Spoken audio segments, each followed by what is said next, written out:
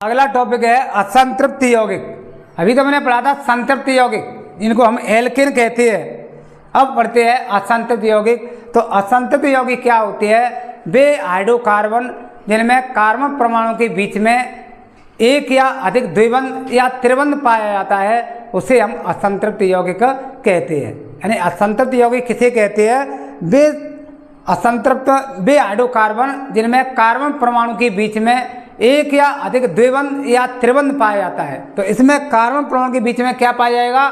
द्विबंध और त्रिबंध। तो इसी को हम कहेंगे असंतृप्त यौगिक। और ये असंतृप्त यौगिक होते हैं वो दो प्रकार के होते हैं, एल्कीन और एल्काइन।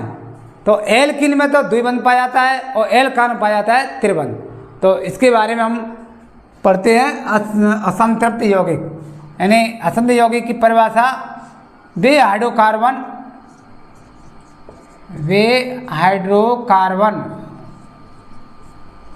जिनमें कार्बन परमाणुओं के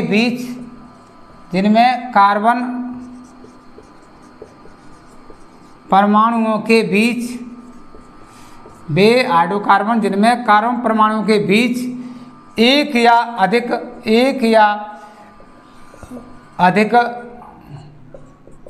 द्विबंध या त्रिबंध पाया जाता है,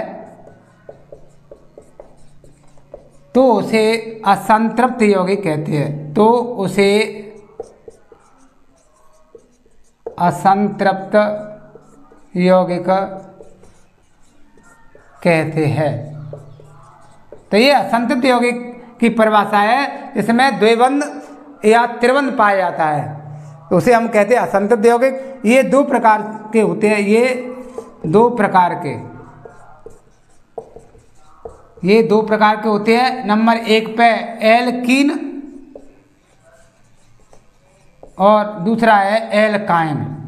तो हमने एल्कीन के बारे में पढ़ लिया, अब हम पढ़ेंगे एल्कीन और एल्काइन।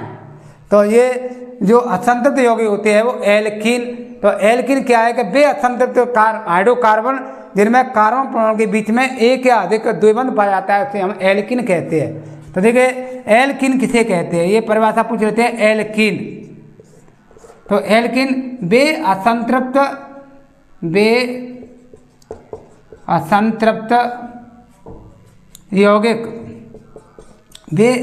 यौगिक जिनमें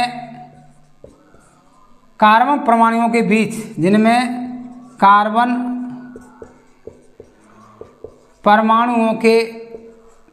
बीच एक या अधिक द्विबंध पाया जाता है, एक या अधिक द्विबंध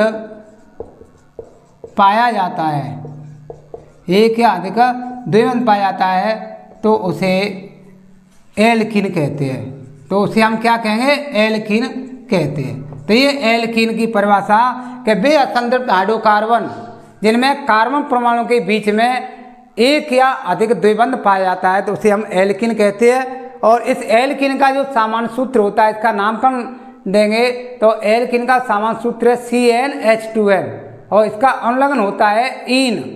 तो ये और कार्बन परमाणु के बीच में पाया जाता है द्विबंध। तो इस तरीका से इसका एल्कीन का नामकरण में प्रथम सदस्य जो होता है उसमें n=1 नहीं होता है, क्योंकि इसमें द्विबंध पाया जाता है। तो जो प्रथम सदस्य है वो एथ से शुरू करेंगे, तो एथीन। अगर दूसरा सदस्य है तो प्रोपीन, तीसरा है तो ब्यूटीन, चौथा है तो पेंटीन, पांचवा है तो हेक्सीन। तो इस प्रकार से इनको हम नामकरण करते हैं इसका। तो देखते हैं तो एल्कीन में नंबर 1 है, एल्कीन में हम किस तरीका से इनका नामकरण किया जाता है एल्कीन श्रेणी में। तो इसका एल्कीन का जो सामान्य सूत्र है नंबर 1 है इसका नामकरण, एल्कीन का नामकरण। एल्कीन जो श्रेणी है एल्कीन का नामकरण, तो इसमें किस तरीका से नाम दिए जाते हैं?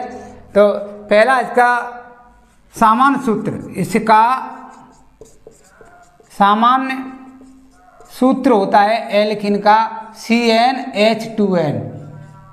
दूसरा इसका है, इसका अनुलग्न होता है इस श्रेणी का जो इसका अनुलग्न इन होता है, यानी हमने एल्किन में पढ़ा था एल्केन तो एन, और इसका अनुलग्न होता है इन, तो इसका अनुलग्न इन होता है। और तीसरा, इसमें कार्बन कार्बन के बीच में द्विबंध पाया जाता है, इसमें कार्बन कार्बन के बीच में द्विबंध पाया जाता है। तो इस तरीक़ा से इसका नामकरण किया जाता है। तो इनको हम देखते हैं उदाहरणों को कि इससे अब देखो बना के प्रथम सदस्य का निर्माण कैसे होता है। प्रथम सदस्य, तो इसमें इस सूत्र में हम n बराबर 1 नहीं रखते हैं क्योंकि इसमें द्विबंध पाया जाता है।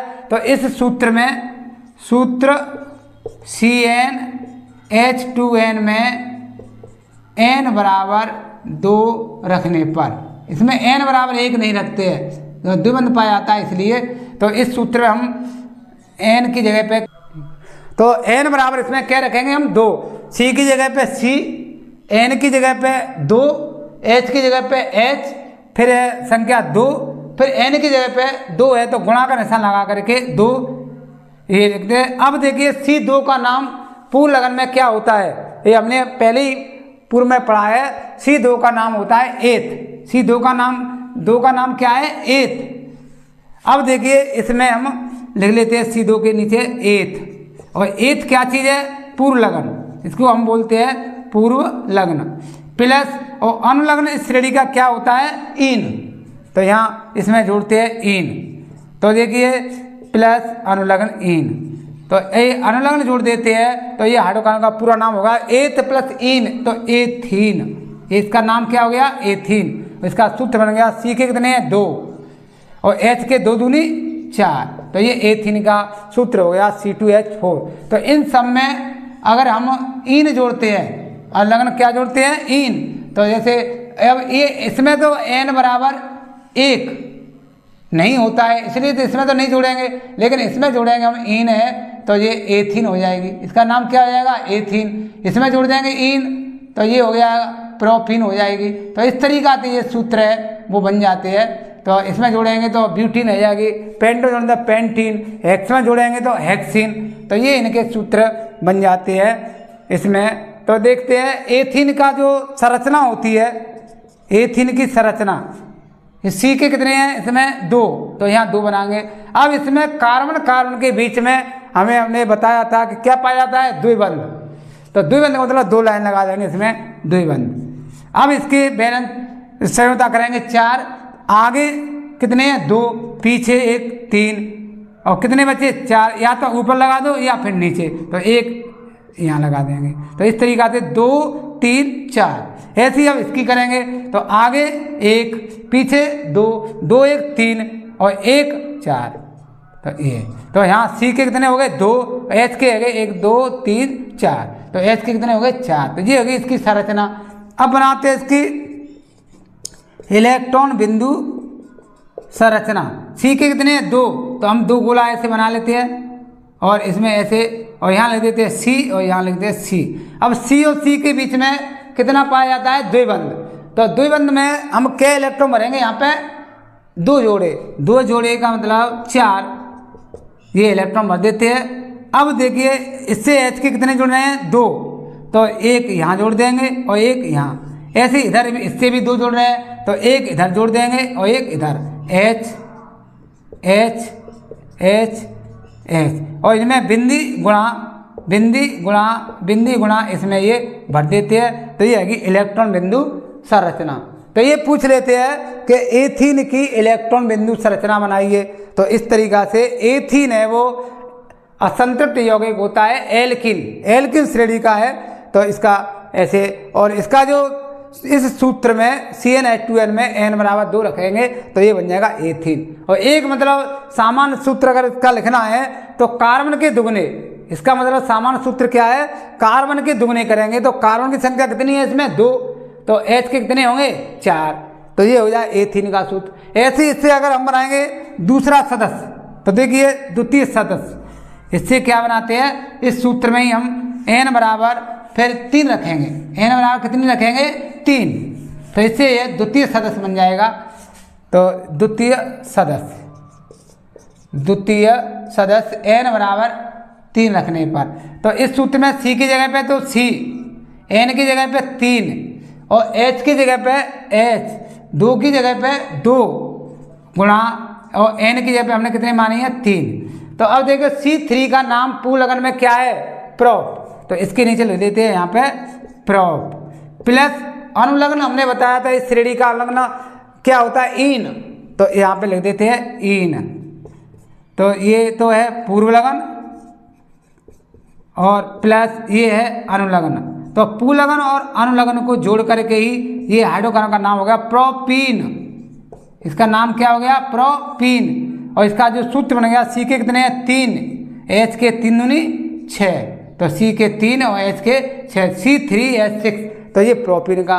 और वैसे साधारण सूत्र बनाना है प्रोपीन का, तो प्रोप के पे आता है 3 नंबर पे, तो इसके कार्बन के दुगने, तो 3 के दुगने 6, तो H के कितने हो गए 6, तो ये प्रोपीन का सूत्र हो गया। अगर हमें ब्यूटीन का सूत्र बनाना है तो कार्बन के दुगने, कार्बन की संख्या कितनी है 4, तो ब्यूटेन के, तो इसमें हाइड्रोजन के कितने हो जाएंगे 8, C4H8, तो इस प्रकार से ये ब्यूटीन की संरचना बन जाएगी। तो ये हमें इस सदस्य है, दूसरा सदस्य है वो N बराबर 3 रख के, ऐसी तीसरा सदस्य बनाना है तो N बराबर 4 रख के बना देंगे।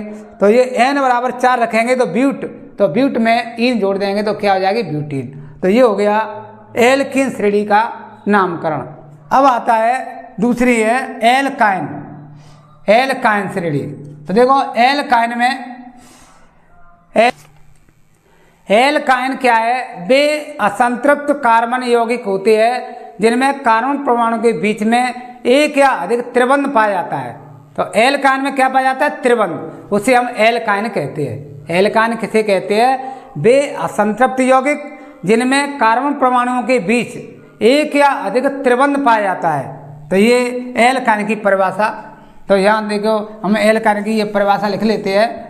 एल्काइन, एल्काइन किसे कहते हैं, वे असंतृप्त यौगिक, वे असंतृप्त यौगिक जिनमें कार्बन परमाणुओं के बीच, जिनमें कार्बन परमाणुओं के बीच एक या अधिक त्रिबंध पाया जाता है, त्रिबंध पाया जाता है, तो उसे एल्काइन कहते हैं। तो ये एल्काइन की परिभाषा, एल्काइन कहते हैं कि जिसमें त्रिबंध पाया जाता है, कार्बन परमाणु के बीच में क्या पाया जाता है, त्रिबंध। जैसे एथाइन, इसके जो उदाहरण आते हैं जैसे एथाइन, प्रोपाइन, ब्यूटाइन, पेंटाइन, तो ये इसके मतलब एल्काइन है। अब एल्काइन का नामकरण हम कैसे करते हैं, तो एल्काइन का नामकरण के इसका जो सामान्य सूत्र होता है एल्काइन का CnH2n-2, CnH2n-2 होता है। और इसका अनुलग्न होता है एल्काइन, तो आयन होता है, इसका अनुलग्न क्या होता है, आयन। और इसमें कार्बन के बीच में त्रिबंध पाया जाता है, इसमें कार्बन के बीच में क्या पाया जाता है, त्रिबंध। तो ये इसकी विशेषता हो गई कि एल्काइन का नामकरण करने के लिए इसका सामान्य सूत्र होता है CnH2n-2 और इसका अनुलग्न होता है आयन, अनुलग्न क्या होता है, आयन। और इसमें कार्बन परमाणु के बीच में एक त्रिबंध पाया जाता है। अब इसके हमें सदस्य N बराबर इसमें 1 नहीं होता है, तो इसमें N बराबर हम 2 रखने पर, तो इस सूत्र में जो ये सूत्र दे रखा है CnH2n-2, इसमें N बराबर हम कितने रखते हैं, 2। तो N बराबर अगर 2 रखेंगे, क्योंकि इसमें N बराबर 1 नहीं होता है, तो N बराबर 2 रखने पर यह सूत्र बन जाता है। देखिए C की जगह पे C, N की जगह पे 2, H की जगह पे H और यहाँ 2 और फिर आ गया N, तो इंटू 2 माइनस 2। अब देखिए C2 का नाम पूर्वलग्न में होता है एथ, तो इसके नीचे लिख लेते हैं एथ, और इसका नाम है पूर्व लग्न। प्लस अनुलग्न होता है इसका आयन, अनुलग्न क्या होता है, आयन, तो इसको बोलते हैं अनुलग्न। अब इसको जोड़ करके नाम बन जाता है एथाइन, एथाइन। और इसका सूत्र बनेगा C के कितने हैं, 2, H के 2 दूनी 4, और 4 में से 2 कम कर देंगे तो कितने रहेंगे 2, तो C2H2 एथाइन। और इसकी जो संरचना बनाएंगे हम एथाइन की संरचना, तो यहाँ पे C के कितने हैं 2, तो C के 2। अब देखिए कार्बन और कार्बन के बीच में इसमें क्या पाया जाता है त्रिबंध, तो यहाँ त्रिबंध लगा देंगे। अब इसके कार्बन की 4 करेंगे समता, 3 तो है ही इसमें, 1 यहाँ लगा देंगे और 1 इधर, तो ये कार्बन के 2 हो गए और H के भी 2 हो गए, तो ये इसका संरचना आएगी। अब इसकी इलेक्ट्रॉन बिंदु संरचना, इलेक्ट्रॉन बिंदु संरचना बनाएंगे। C के 2 गोला इस तरीका से और यहाँ लिख देंगे C और यहाँ। अब इसके बीच में त्रिबंध पाया जाता है, तो इसमें 3 जोड़े, इसमें इलेक्ट्रॉन भर देंगे 3 जोड़े 6। अब इससे जुड़ा है H का 1 यहाँ जुड़ रहा है और 1 इधर जुड़ रहा है, तो यहाँ पे H और H, इसमें बिंदी गुणा और इसमें बिंदी गुणा, तो इस प्रकार से ये इलेक्ट्रॉन बिंदु संरचना। तो ये दूसरा सदस्य इसका प्राप्त कर लेते हैं n बराबर 2 रख के। फिर ऐसे हम n बराबर 3 रख के, n बराबर इसी सूत्र में अगर हम n बराबर 3 रखें तो देखिए इससे ये सूत्र बन जाता है, n बराबर हमने क्या रखेंगे 3। तो देखो इस सूत्र में हमें तीसरा सदस्य प्राप्त करना है, वो द्वितीय सदस्य, द्वितीय सदस्य। तो इसमें द्वितीय सदस्य में n बराबर क्या रखेंगे 3, तो C की जगह पे C, n की जगह पे 3, H की जगह पे H, 2 की जगह पे 2 इंटू 3 माइनस 2। तो C3 का नाम पूर्ण लगन में क्या होता है प्रोप, तो यहाँ लिख लेते हैं प्रोप। प्लस अनलग्न इसका क्या होता है इन, वो आयन, इसका अनलग्न क्या होता है आयन, आयन। तो इसको हम जोड़ेंगे तो इसका ये नाम हो जाएगा प्रोपाइन। अभी तो हमने बनाया था एथाइन, तो इसका नाम हो गया प्रोपाइन। और इसका ये सूत्र मिलेगा C के 3, H के 3 दूनी 6, 6 में से 2 गए तो क्या बचे 4, C3H4। अब इसकी संरचना बनानी है C के 3, 1 2 3, तो इसमें क्या है कि हम 1 2 त्रिबंध लगाएंगे, तो लास्ट में कार्बन और कार्बन के बीच में हम क्या लगाते हैं त्रिबंध। अब एक ये बचा है, उन जो भी बचे हैं 1 या 2 या 3 उन सब में एकलबंध लगाते हैं। तो इसका अब करेंगे 4, 1 2 3 4, तो यहाँ पे H जोड़ देंगे और यहाँ पे 3 और 1 4, तो ना तो ऊपर लगाएंगे ना नीचे लगाएंगे क्योंकि इसकी संख्या पूरी होगी 4, 3 आगे और 1 पीछे, चतुर्संयोजी होता है कार्बन, और इसमें 3 इसमें पीछे है तो 1 4। तो इस तरीका से 1 2 3 4, H के कितने हैं 4 और C के 1 2 3, तो ये संरचना हो गई। अब इसे इलेक्ट्रॉन बिंदु संरचना बनानी है, तो इसी प्रकार से हम 3 जो क्या है गोला बना देंगे ये, और इन गोलों में हम C लिख देंगे। अब जात C और जात C के बीच में त्रिबंध है, इसके और इसके बीच में त्रिबंध है, तो इसमें 6 इलेक्ट्रॉन भर देंगे ये, और इसमें एकलबंध है तो इसमें 1 जोड़ा भर देंगे। अब इससे क्या जुड़े हैं इसके 3, तो 1 2 3, और इस पर कोई नहीं जुड़ रहा है, और इस पर कितना जुड़ा है 1, तो यहाँ पे 1 H H इस तरीका से, और बिंदी गुणा इनमें ये भर देते हैं, तो ये इलेक्ट्रॉन बिंदु संरचना। तो ये जो एल्काइन श्रेणी है इसका ये नामकरण, तो ये संतृप्त यौगिक और असंतृप्त यौगिक हो गया। अब इसमें लास्ट है कार्बनिक यौगिक, तो कार्बनिक यौगिक में तो एक प्रश्न है जो 1 नंबर का बनता है, उसमें दे रखा है कि अमोनियम साइनेट से यूरिया प्राप्त जो करने वाले जो वैज्ञानिक थे उन्होंने 1828 में फ्रेडरिक बॉलर, एक जो वैज्ञानिक थे फ्रेडरिक बॉलर, उसने मतलब 1828 में अमोनियम साइनेट से यूरिया प्राप्त किया था और फिर उसको असत्य प्रमाणित किया था। तो यहाँ ये प्रश्न हो गया कि अमोनियम साइनेट से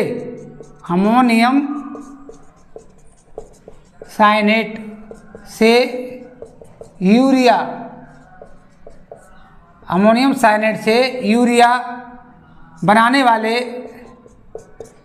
वैज्ञानिक का नाम